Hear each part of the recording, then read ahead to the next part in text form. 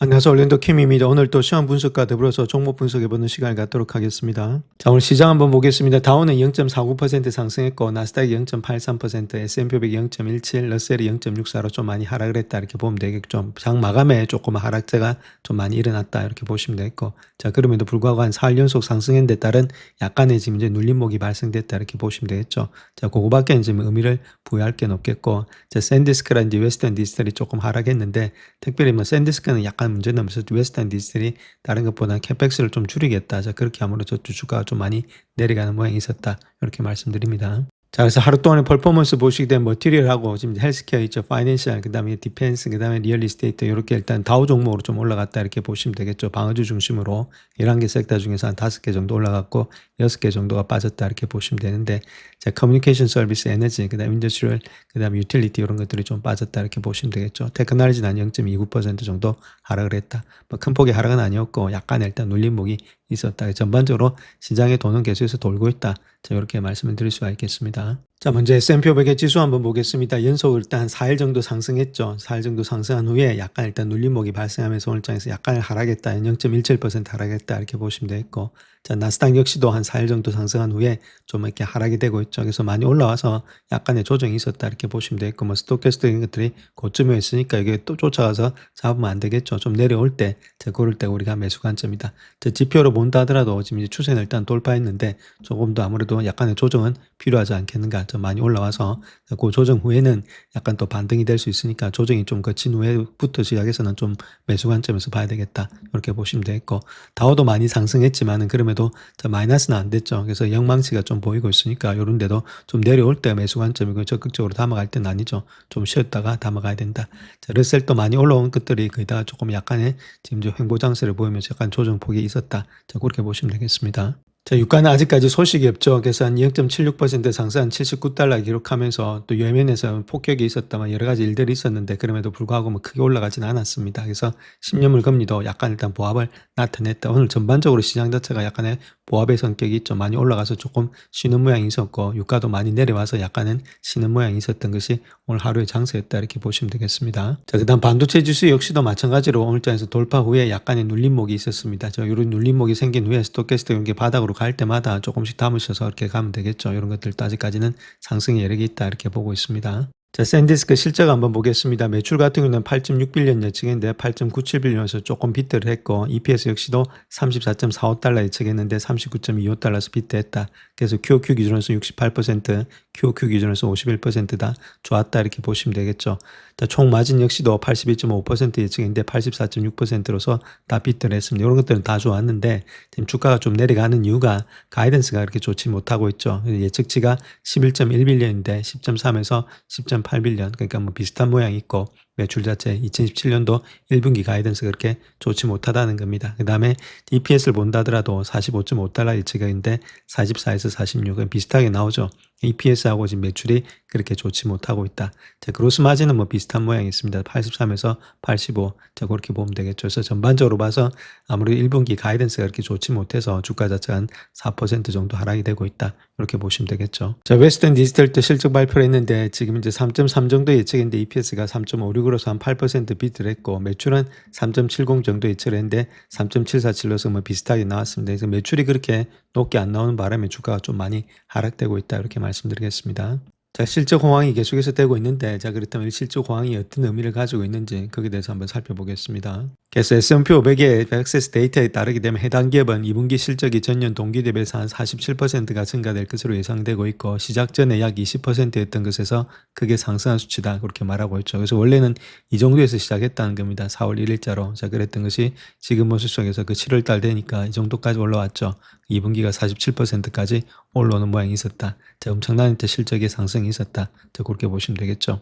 그래서 이렇게 빠르게 성장되는 것은 일반적으로 경기 침체, 기타 심각한 위기 상황에서 회복될 때 나타나는 현상인데 지금 상당히 이례적이라는 겁니다. 예를 들어서 2021년도에 광고회원 지수에서 90%가 넘는 수익 성장률을 기록했는데 그때는 시장이 코로나19 팬데믹 여파에서 막 벗어나던 시기였다.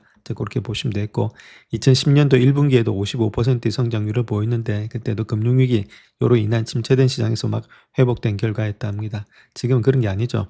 현재의 수익 급증은 인공지능에 대한 역사적인 투자 시기에 힘입어서 발생하고 있고 현재 단 두 회사만이 막대한 수익 성장을 주도하고 있다. 알파벳과 아마존이다 이렇게 말하고 있는데 자 그럼에도 불구하고 이 두 종목을 제외하더라도 S&P 500은 여전히 28% 이상의 수익 성장을 기록할 것으로 예상되고 있기 때문에 7분기 연속의 두 자리 숫자의 수익 성장을 의미한다. 그만큼 AI에 관한 그런 여파가 있을 때 상당히 심하다 그렇게 보면 되겠죠. 자 그래서 선수들 입장에서 본다 하더라도 과정이 아니라 30년 동안 업계에 있으면서 본 최고의 실적 분기다 그렇게 말하고 있죠. 그만큼 AI의 파급 효과가 크다 이렇게 보시면 되고 그거 아니면 뭐 주가가 올라갈 일은 없겠죠. 그래서 강력한 실적을 배경으로 하기 때문에 시장에 대해서 신뢰도가 상당히 높아졌다. 자 그 이야기를 하고 있고 자 수요일 증시 역시도 긍정적인 요인이 맞물려서 사상 최고치를 경신하고 있는데 유가는 좀 하락됐고 지정학적 악재가 완화되면서 그 다음에 시츄에이셔널 어웨어니스 이런 것들의 위기 이후에 기술주가 반등하면서 이 위기가 시장에 일단 조정 계기가 되었다. 자 그렇게 예상이 되고 있죠. 팔란티어의 최근의 실적 발표도 이러한 흐름에 힘을 실어주고 있다. 이렇게 보면 되겠습니다. 그래서 전반적으로 모든 상황이 일단 맞물려서 어느 정도 하락했던 것은 일단 조정으로 끝나고 다시금 주가는 상승 국면에 있다. 자, 그 이야기를 하고 있는 거죠. 자, 2분기 때 실적이 상당히 많이 올라갔죠. 이 정도로 올라가고 있으니까 기대치도 상당히 높아졌다는 겁니다. 그래서 웬만한 지금 실적 나와가지고는 주가가 또 안 올라가는 그런 경향도 있었죠. 저 그런 것도 있었고, 저 조정 기간도 좀 있었고, 자, 그 다음 또 3분기 또 실적이라든지 전망치 좋은 기업들은 또 가고 있으니까 우리가 그렇게 조정이 다음에 우리가 주가 많이 내려왔을 때는 조정으로 우리가 봐야 되지 않겠나 그렇게 생각을 하고 있습니다. 자, 그래서 화요일에 지수 자체가 S&P 500 지수가 7,700선을 돌파했는데 삭스 같은 경우는 지난 4거일 동안에 15% 이상 상승했지만 수요일엔 좀 하락이 되고 있죠. 그래서 지난주에 관망하던 사람들이 이제는 다시 시장에 뛰어들기 위해서 온 힘을 다해야 되는 상황이다. 자, 이것이 바로 관망하는 사람들이 시장이 급등하기 시작할 때 느끼는 공황 상태다. 자, 그렇게 볼 수 있는데, 자, 그럼에도 불구하고, 자, 모든 보이는 것처럼 좋은 것만 아닐 수도 있다. 이렇게 보면 되겠죠. 아마존하고 알파벳 있죠. 이런 것들은 부분적으로 엔트로픽 아니면 스페이스X와 같은 기업 지분 매각으로 인한 대규모 일회성 지분의 이익에 힘입은 것이다. 그래서 향후 몇 분기 동안은 또 재현되지 않을 수도 있다. 이번 이익이 이런 쪽에 지분 매각으로 통해서 일어난 거기 때문에 좀 일회성이 될 수도 있다. 그렇게 이야기를 하고 있고. 그래서 2020년도 수익 전망치는 상향 조정된 반면에 2027년도 수익 전망치는 18%에서 13.5%로 하향 조정됐다. 그래서 투자가들이 경계심을 가질 수 있다. 자, 그런 식으로 또 이야기를 하고 있습니다. 자, 그래서 일부 투자가들이 스스로에게 던진 질문은 2분기 실적이 정점이었을까 아니면 이 점을 목표 주가 전망에 반영해야 될지 자 거기에 대해서 알아봐야 된다는 겁니다. 그래서 실적 발표를 배경으로 단기 전망에 대한 확신이 커졌다고 말하고 있는데 자 기술주의 상승세인 지수를 갖다가 더욱더 끌어올릴 것으로 보여지고 있고 단기적으로는 추세가 유리하게 작용할 거다. 자 그렇게 이야기를 하고 있습니다. 아직까지도 좀 갈 길이 많이 남았다. 자 그렇게 보시면 되겠죠. 자, 이번 시장의 급등 자체가 8월의 일시적인 현상이 아니고 상승세가 지속될 가능성이 높다. 그렇게 주장하고 있는데, 자, 그 내용에 대해서도 한번 살펴보겠습니다. 자, 5월 중순 이후에 증시가 어떻게 흘러왔는지 한번 볼 것 같으면 지정학적 긴장이 계속해서 있었고, 지속적인 인플레이션 압력도 있었고, AI 투자에 대한 우려도 있었고, 소프트웨어 위기 이런 게 다양한 요인으로 인해서 좁고 불확실한 범위 내에서 등락이 왔다 갔다 반복을 했다는 겁니다. 자, 근데 에너지 가격뿐만 아니라 지금 이제 우리가 상당히 우려하고 있는 바는 경제의 다른 영역에서도 발생하는 지속적인 인플레이션 압력으로 인해서 금리가 지금 이제 인상될 가능성이 있다는 거겠죠. 여기 가장 중요한 문제가 되고 있는데 그래서 선물 금리가 10월 28일에 금리 인상 가능성을 갖다가 95%로 반영하고 있었는데 자, 하루 만에 83.5%로 떨어졌다. 그럼에도 불구하고 지속적인 인플레이션, 견조한 노동시장, 그것이 워시의 연준 의장의 매파적인 기조 이런 것들이 여전히 시장의 부담으로 작용되고 있었고 연말까지 금리가 인상될 확률이 50%가 넘고 있다. 이것이 상당히 좀 불안정하다. 그 이야기를 하고 있죠. 그래서 8월에 지금 장세 자체 급등이 일시적인 현상이 아니고 상승세가 지속될 가능성이 높다는 주장 안에는 금리가 더 오르지 않을 것이라는 주장이 같이 형성이 되고 있다. 그 이야기를 하고 있는 거죠. 그래서 다음 요 그림을 하나 보시게 되면 요 파란 선이 있죠. 2년물 일단 금리다 이렇게 보시면 되겠고 2년물 금리가 지금 한 4.2 정도 되고 있다 이렇게 보시면 되겠죠. 그 다음 요거는 페드 펀드 레이트다. 3.75 정도 되고 있습니다. 지금 이제 금리 자체가. 그래서 여기서 여기 뺀 거 있죠. 거기서 스프레드인데 거기서 한 47bp 정도 될 것으로 보여지고 약간 틀릴 수도 있습니다. 왔다 갔다 하니까. 자, 그런 가운데 있는데 자, 여기서 우리가 봐야 될 것이 연준이 요 연준금리죠. 3.75가 연준금리가 아무래도 단기금리 곡선을 통제한다 이렇게 볼 수 있겠지만은 요 차트에서 볼 수 있듯이 정확하게 표현하자면 단기금리 곡선 있죠. 요게 왔다 갔다 하면서 실질적으로 연방금리 기금에다가 금리에다 더 많은 영향을 주고 있다. 이렇게 보시면 되는데 자 그렇다고 하더라도 지금 이제 이렇게 지금 이제 스프레드가 이 정도밖에 안 되고 있는데 47bp밖에 안 되고 있는데 이거 가지고 금리를 갖다 여기 갖다 인상시킨다. 이 금리를 갖다 스프레드가 너무 높기 때문에 인상을 시켜야 된다. 자, 그렇게 보지는 않고 있다는 거죠. 지금 이제 2년물 금리가 3.2인데 4.2인데 3.75 정도가 상당히 지금 이제 낮기 때문에 이 스프레드 차가 많이 나서 이걸 갖다가 아무래도 2년물 금리를 갖다 올려서 2년물 금리하고 맞춘다 이렇게 보지는 않는다는 겁니다. 그래서 금리 인상할 필요가 없다. 자, 그 이야기를 하고 있는 거죠. 그래서 40년 동안 차트를 보시게 되면 2년물 금리하고 이제 페드 펀드 레이트의 지금 이제 퓨처에서 선물하고 기금 선물하고 거의 비슷하게 움직였다는 겁니다. 그래서 스프레드가 이렇게 차이가 많이 났다고 해서 바로바로 금리가 올라간 것은 아니었다. 이렇게 보면 되겠죠. 그 금리가 거의 비슷하게 같이 움직였기 때문이다. 자, 그 이야기를 하고 있는 거죠. 자, 그렇다면 실질적으로 언제쯤 그 금리를 인상했느냐 했을 때는 1994년도 있죠. 요때입니다. 120bp 정도 표시가 났을 때 그 페드 펀드 레이트하고 지금 이제 2년물 지금 이제 금리 자체가 좀 베이시스 폭이 많이 늘어났을 때 있죠. 요럴 때가 일단 아무래도 지금 이제 금리를 좀 인상할 때였다. 이렇게 보시면 되는데 그때가 92, 79, 여기는 160까지 되고 있죠. 좀 많이 차이가 나니까. 그 다음에 2015년도에도 69bp 정도 되고 있다. 이렇게 보면 되겠고. 자, 여기도 일단은 지금 이제 119bp 정도 되고 있죠. 좀 많이 되고 있죠.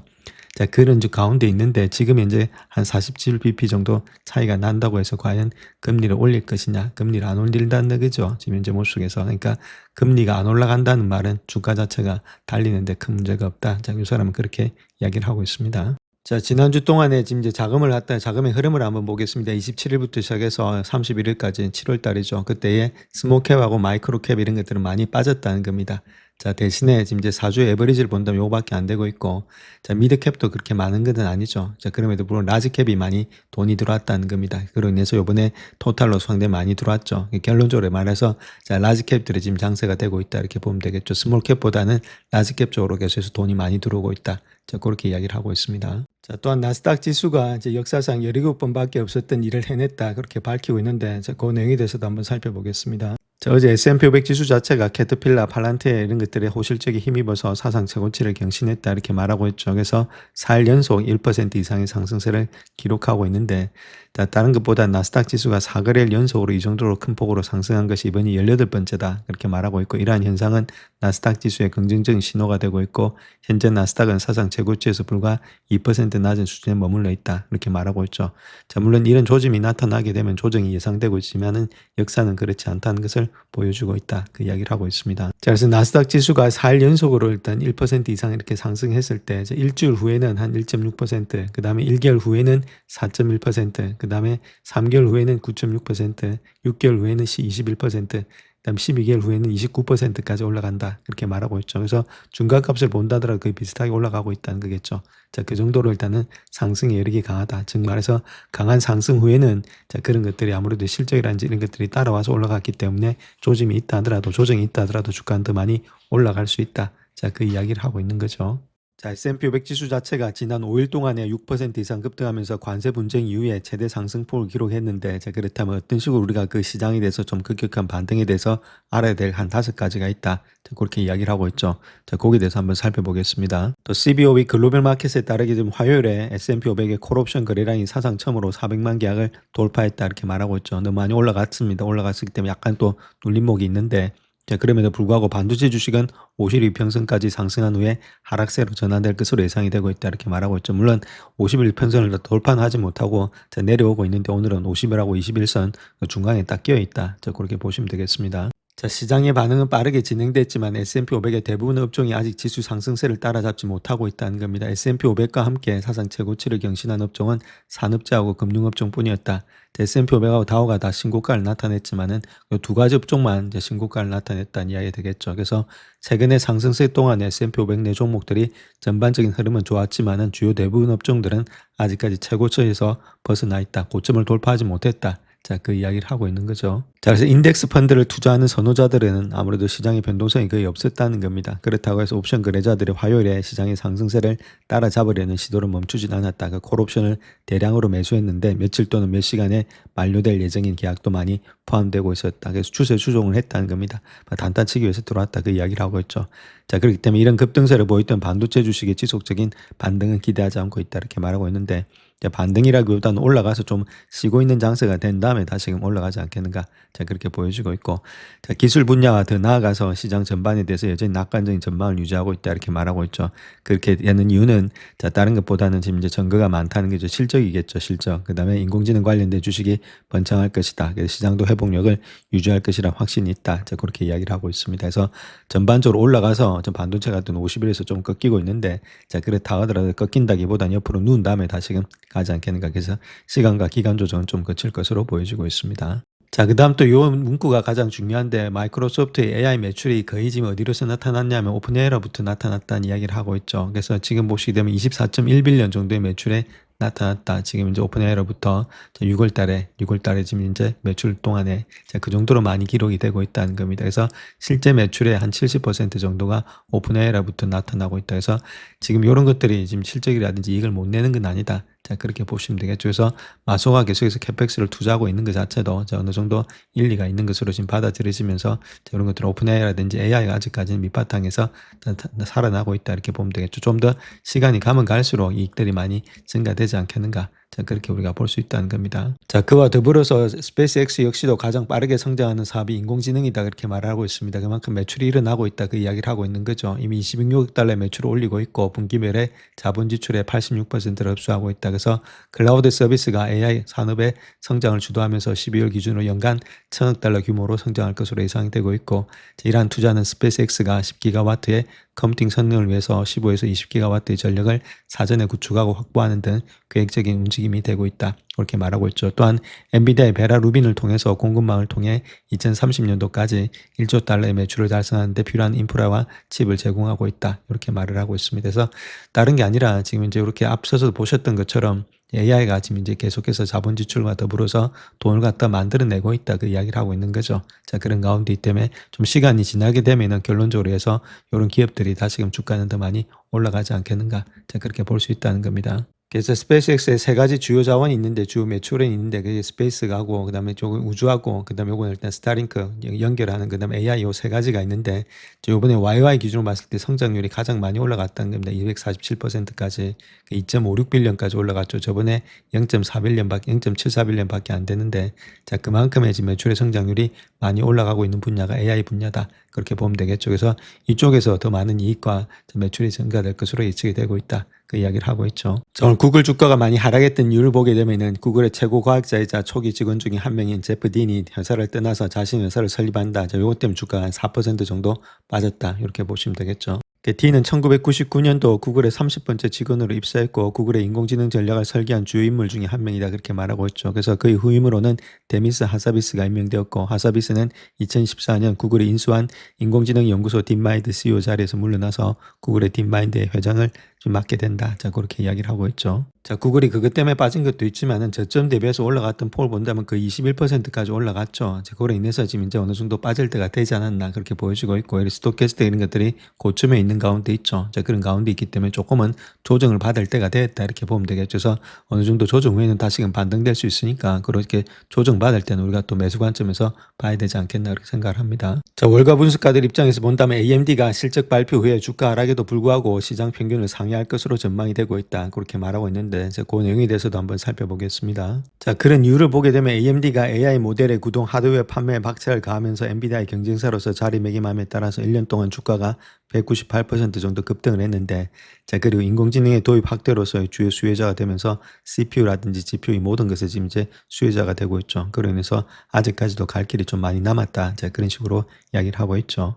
그래서 뱅크 오브 아메리카 같은 경우는 매수 등급 주면서 620달러를 준다 그렇게 말하면서 AMD가 전년 동기 대비해서 47에서 2027년도엔 77%까지 매출의 성장률이 가속화될 것으로 예상이 되고 있다. 그렇게 이야기를 하고 있고 단기적인 실적 호조 또는 상향 조정 폭은 크지 않기 때문에 주가에 단기적인 압력을 가할 수는 있겠지만 주력 제품인 헬리우스의 풀스케일 렉 시스템의 본격적인 생산량 증가가 4분기부터 시작된다는 점을 고려해 본다면 큰 문제가 아니다. 자, 그렇게 이야기를 하고 있고 원자재 가격의 상승에도 불구하고 매출의 총이익률은 유지되고 있고 회사는 GPU, 그 다음에 에이전팅 CPU라든지 고객 확보 측면에서 탁월한 성과를 지속적으로 보여주고 있다.